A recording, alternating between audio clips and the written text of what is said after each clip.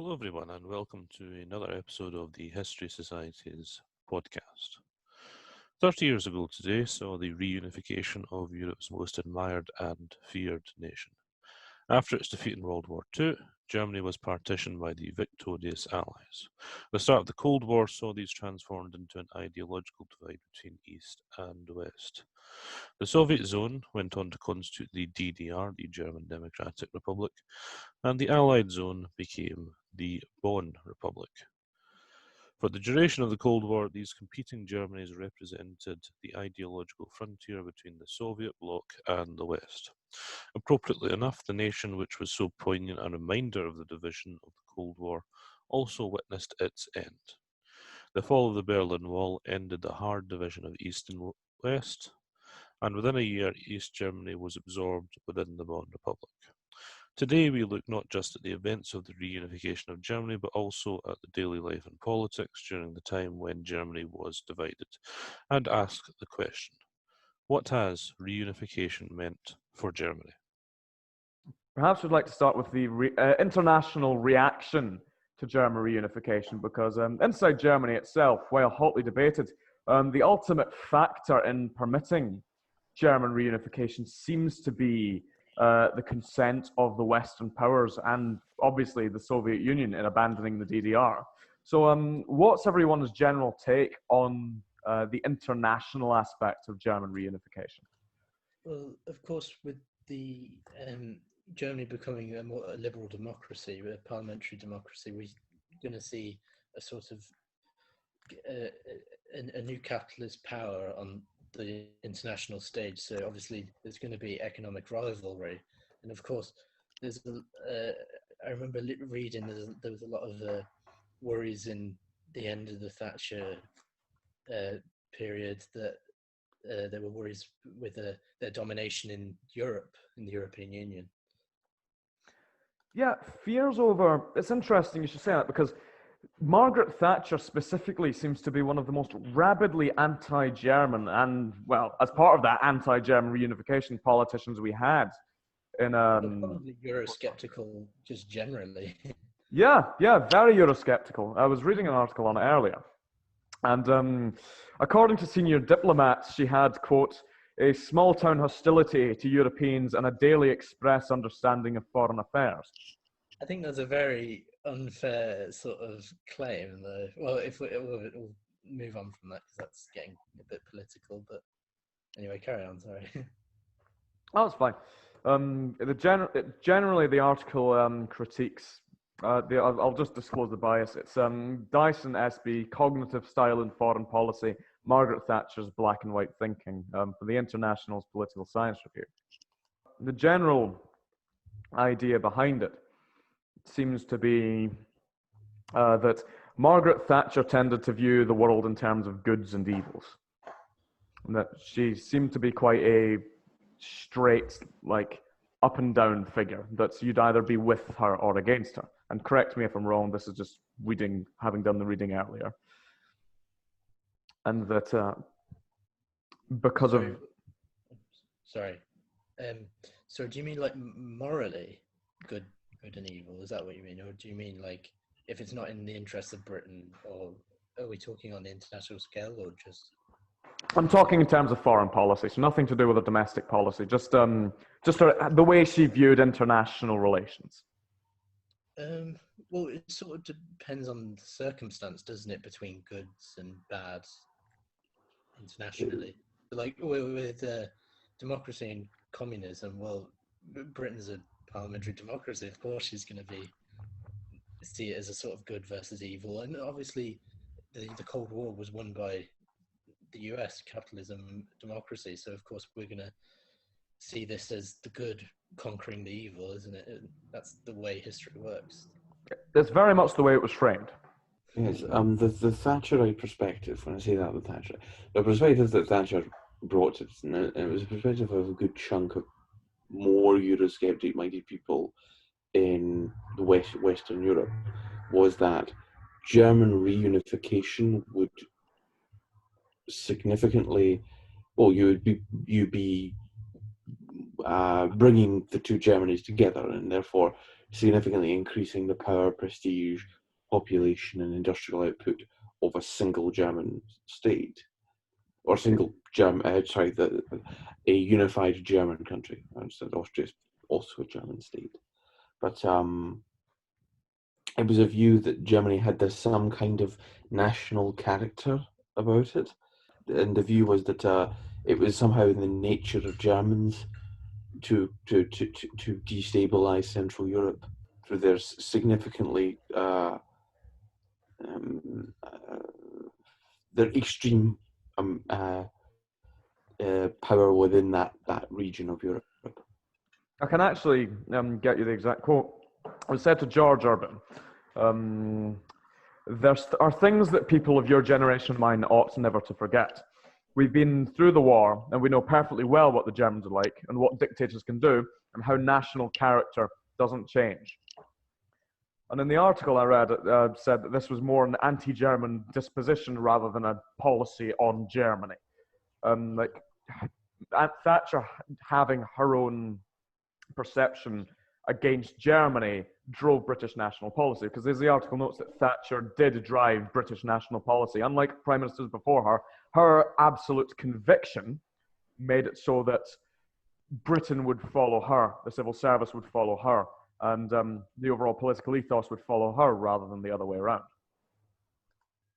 I think it's interesting to note that also that post-1990 United Germany is not a successor state, but it's more of an enlarged continuation of the former West Germany, the Federal Republic. So, of course, that sort of goes against Thatcher's claim in that sense, because it's a continuation of the democratic ideals of the Federal Republic. And yes, I mean, the capital didn't even move to Berlin. Exactly. Until sometime after unification, I can't remember how long. And the parliament still met in the Bundestag in Bonn for years afterwards. And the reunified German state that exists now is still, it's the Federal Republic. And in fact, really the way you could view it is that the East Germany was redivided back up into states, because I believe from the 1950s onwards it was a unitary state. It was redivided into states, and then those states were then admitted into the union of the West German Republic. And that ultimately you could say that Germany in the last 30 years has has continued now more like West Germany did until 1990. Because it's now been almost as long that Germany has been reunified, that it had been divided. And the division was pretty arbitrary. It would have been entirely possible that the Soviets might have... If the relationships between the Soviet Union, America, Britain and France had been different in 1949, it's entirely possible that Germany would never have been internally divided. Absolutely. Like that. Yeah. And there were other plans, of course, to occupy Germany in different ways and divide it in different ways. And it could be that Germany today wasn't a unified state. I suppose the unified German Republic that we see today is in many ways an artifact of the Cold War ending, just as the divided Germany was an artifact of the Second World War. Oh, interesting point on divided Germany being part of the Second World War, because in German intellectual discourse of the time, it's seen as sort of a product of German crimes. So rather than an artifact of the Second World War, it's a manifestation, according to some German intellectuals. I believe it's the name is Günter Grass. It's Günter Grass, who is the prominent anti-unification intellectual, who brings forth the moral argument against German reunification, which essentially is that, and I'll just read you the quote here, there can be no demand for a new version of a unified nation that in the course of barely 75 years, although under several managements, filled the history books, ours and theirs, with suffering, rubble, defeat, millions of dead, and the burden of crimes that can never be undone. So there's this overwhelming moral ideal in the intelligentsia of West Germany against the idea of a Germany, because there was some sort of, even though the Federal Republic of Germany did publicly admit responsibility for the crimes of the Nazi regime, it was essentially, that's part of the formation of West Germany. They said, we accept guilty and culpability for Nazi crimes. But still, the idea of a West Germany, the idea of no unified Germany, provided some level of psychological insulation from being Germany, the state that did so much destruction. And the West was given an opportunity to redefine itself as a new entity, rather than as a direct continuation of, Nazism. Interesting that the West really gave leeway to Germany in developing itself democratically and in terms of the European Union as well, whereas like with the actual fall of Russia at the end of the Cold War, we sort of lorded it over them, and look where we are now. So absolutely. That comparison. It just goes to show that the dissolution of the Soviet Union and how post-Soviet Russia was treated afterwards is one of the greatest foreign policy mistakes of the 20th century, because it created... It's a Versailles moment, isn't it? It is another Versailles moment. Like, punitive treaties, by and large, don't work. And this, actually, the idea of punitive treaties not working can be mirrored very much in East Germany itself, because East Germany is essentially a punitive treaty on the Germans by the Russians. Because you had the mass expulsion of Germans to this artificial German state created in what was formerly Brandenburg and Saxony, I believe part of Prussia and Saxony. And Pomerania. And Pomerania, sorry. I'm forgetting the Pomeranians. And they're so fluffy. You can't forget the Pomeranians. They're adorable. So it's this artificial state birthed out of the catastrophe of World War II. And Russia punishes this new artificial state. It's essentially their German whipping boy for the crimes of the Nazi regime. And one thing that can absolutely be said about East Germany is that it did denazify. Like, Nazism was despised in East Germany. And generally... You could say... Oh, sorry. Oh, no, please.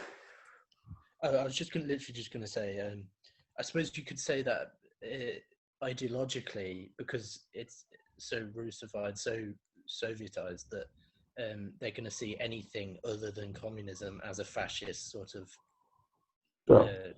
state. Hence the wall. Yeah, exactly.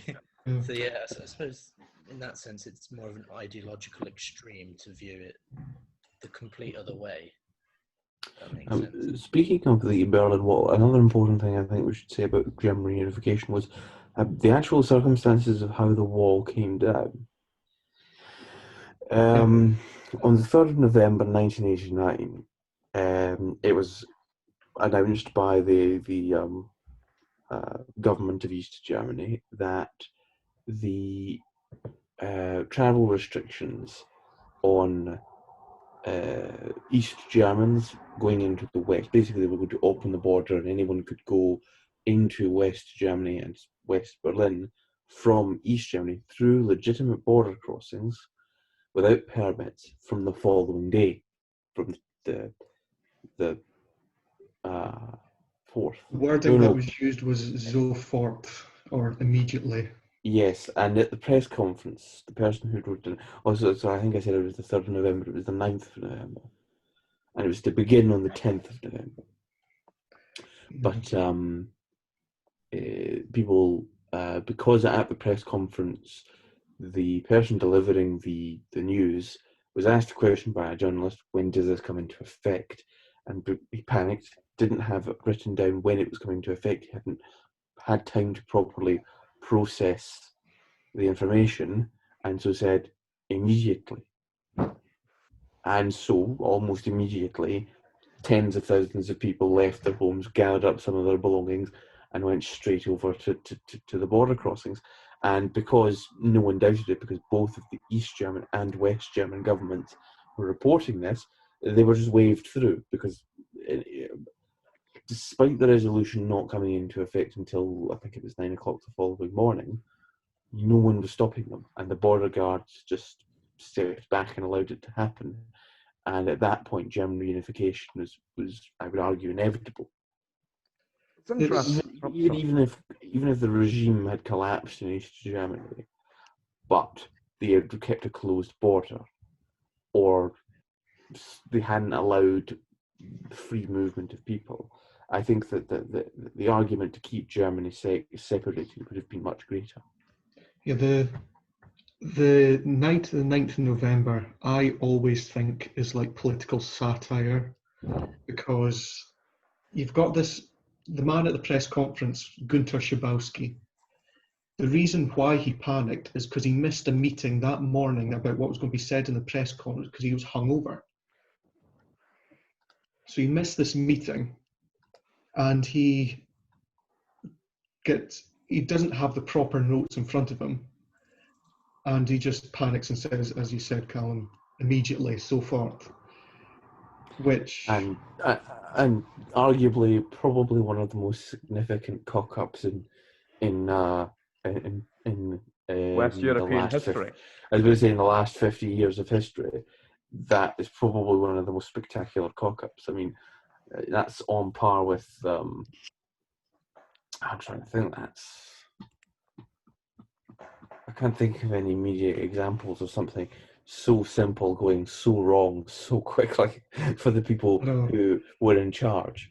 The whole point of this permits as well, opening the border, it was only to give a kind of facade of openness to East Germany.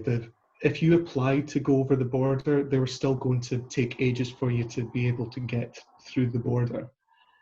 And again, Günther Schabowski didn't know this, so didn't give the information to the people. The people just heard immediately and was like, oh my God, I want to see West Berlin. And I agree with you what you said earlier, that if the freedom of movement had never happened and they kept a closed border, reunification probably wouldn't have happened, because the whole point of East Germany was this kind of isolation, and kind of this whole reason it survived was because of Soviet aid distancing itself. But one thing I would say about it is the reason that the openness of the facade of openness was coming in was because East Germans were fleeing through Czechoslovakia into Austria because Czechoslovakia was in the process of collapsing. Yeah. And so was Poland and Hungary and the Soviet Union. I mean, the Soviet Union only lasted another year and a half after the Berlin Wall came down. Wasn't the opening border like a few months before this as well? So there was still many East Germans going through Hungary to Austria. So because of Hungary's open border with Austria and in September 1989. And so in August 1989, they opened the border. So from then up until September, there were about 30,000 East Germans that had already escaped East Germany.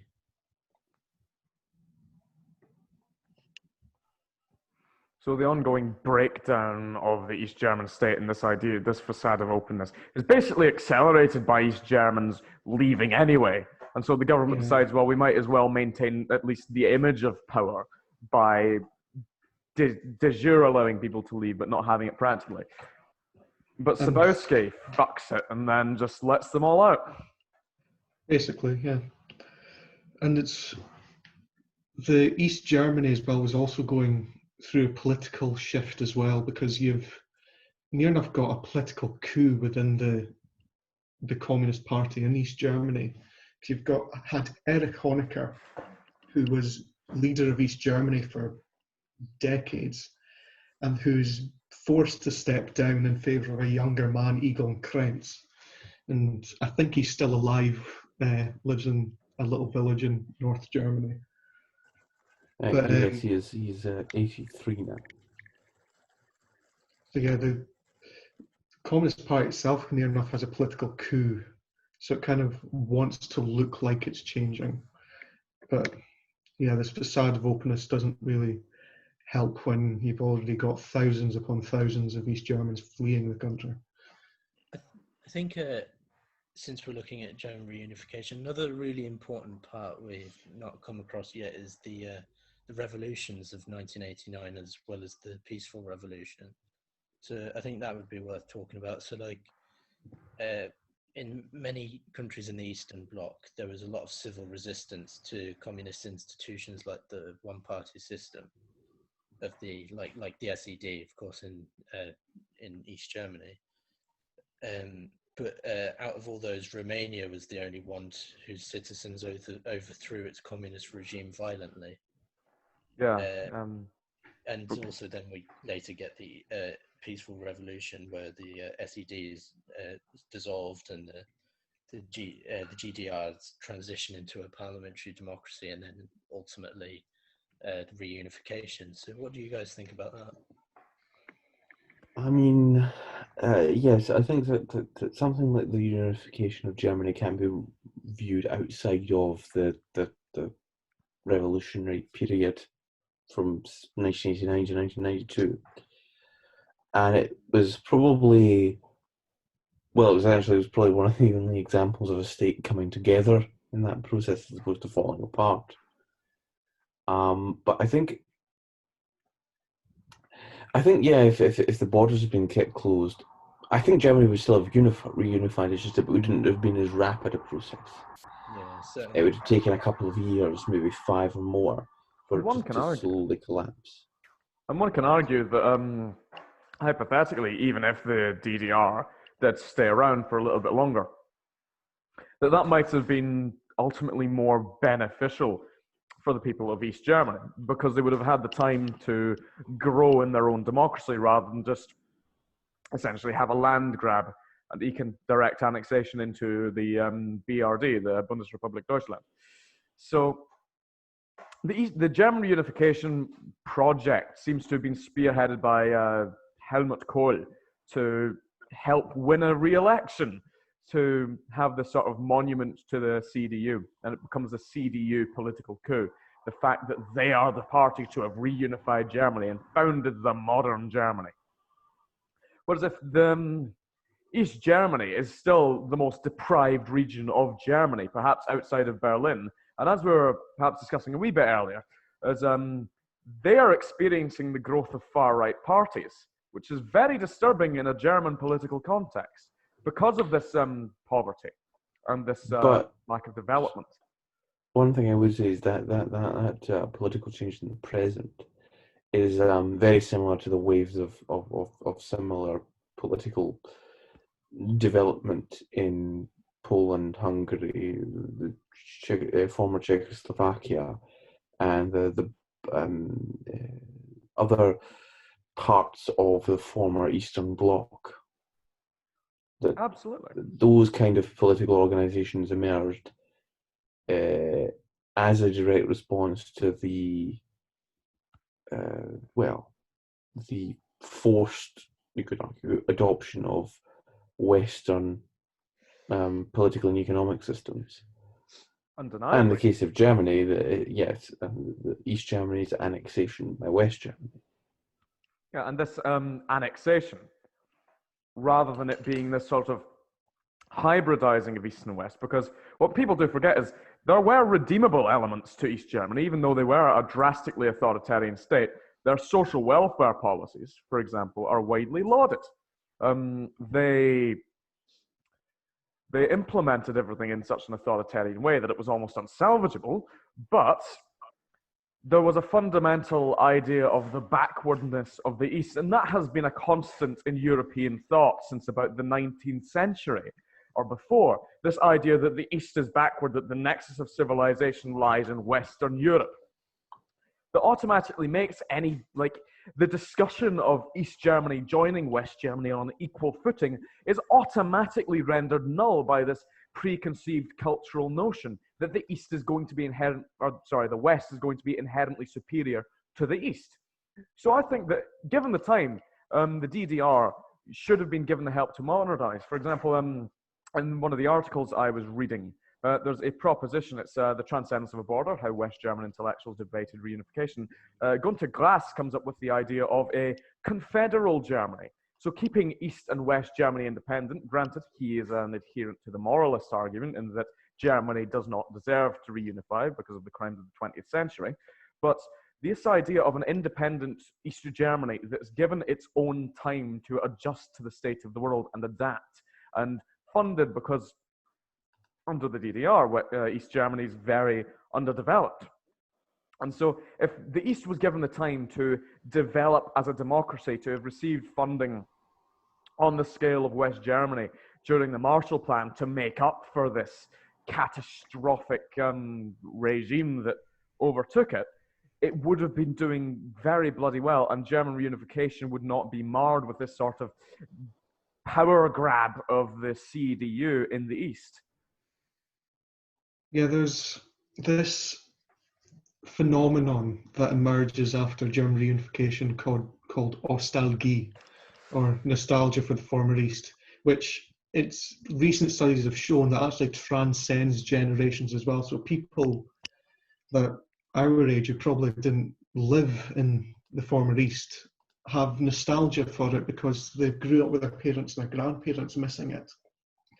So you can imagine, like, just overnight, your whole life is turned upside down. What you can buy in a supermarket is totally different. You've got bananas for the first time. You've got pineapples for the first time.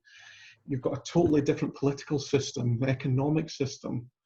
It's just, I don't think people, Westerners, have realised how difficult that must have been for ordinary German people who lived in the former East Germany to suddenly be expected to adapt to a new system.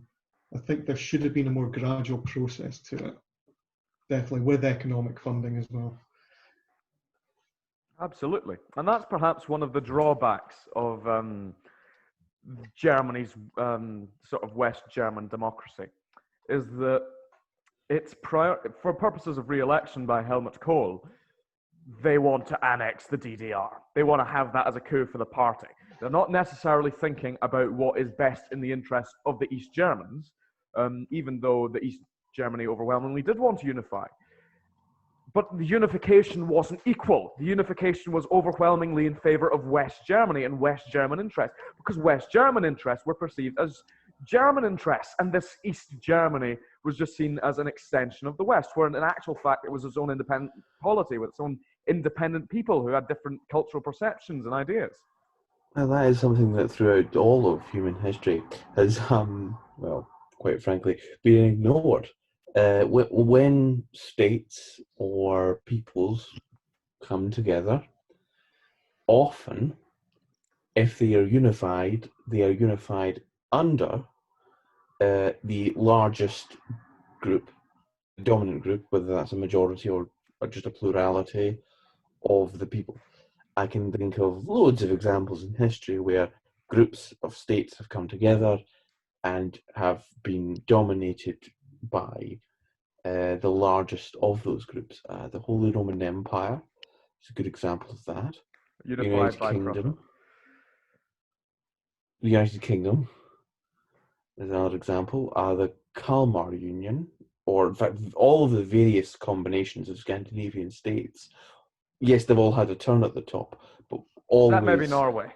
Those Norway. Scandinavian states have always had one of them has always been predominant, and it's true now. I think even you can argue within large federal states like Germany, where now, although you can maybe see the East and West German states as blocks, you still see a lot of domination by the larger German states over the smaller ones. You know, absolutely. There's a disproportionate amount of political and economic power concentrated in North Rhine-Westphalia.